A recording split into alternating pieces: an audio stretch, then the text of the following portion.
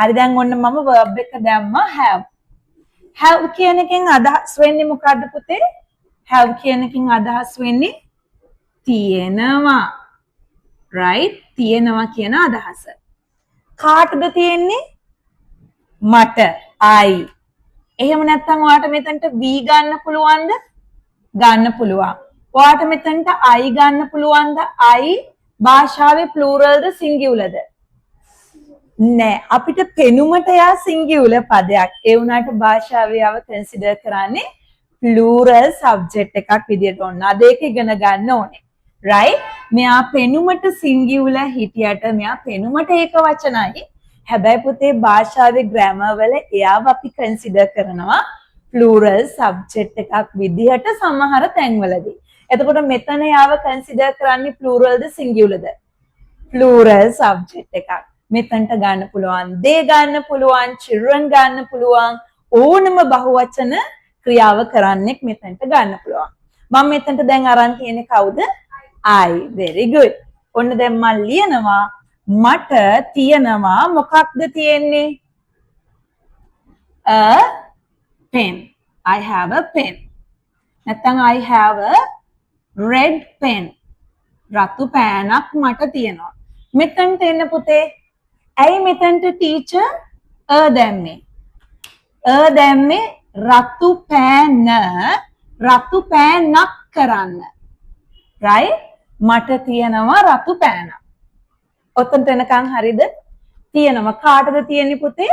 මට. මොකක්ද තියෙන්නේ? රතු පෑනක්. very good.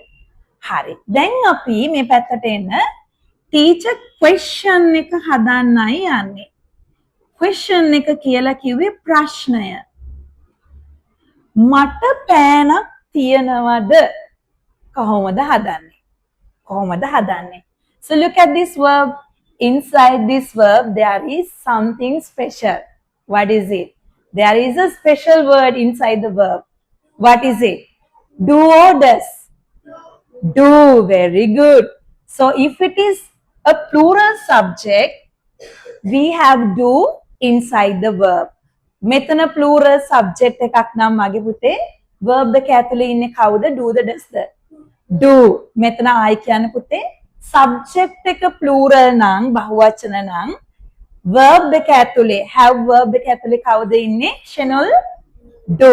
කවුද ඉන්නේ? do. very good. එහෙනම් අපි මෙයා මේ ඇතුලේ හැංගිලා ඉන්නේ හොර ගෙඩියක්. right? අපි එහෙනම් එයාව එතනින් කපලා අපි ගමු යාව එළියට. ඔන්න ටීචර් ගත්තා. එයාව එළියට අරන් අපි අනිත් අය මොකද කරන්නේ? තල්ලු කරනවා. so we push others. එතකොට do I have a red pen කියලා question mark එක දාන්න පුළුවන්. එතන අදහස් කරන්නේ මොකක්ද පුතේ? මට කියන්න මට රතු පෑනක් තියනවද? very good. තියනවද? right. මෙතනට ඔයාට කැමති subject එකක් ගන්න පුළුවන්. හැබැයි plural subject එකක්. do I have? do we have? do they have? do children have? නේද? මෙතනට ඕන do you have subject එකක් දාලා වට question එක හදන්න පුළුවන්.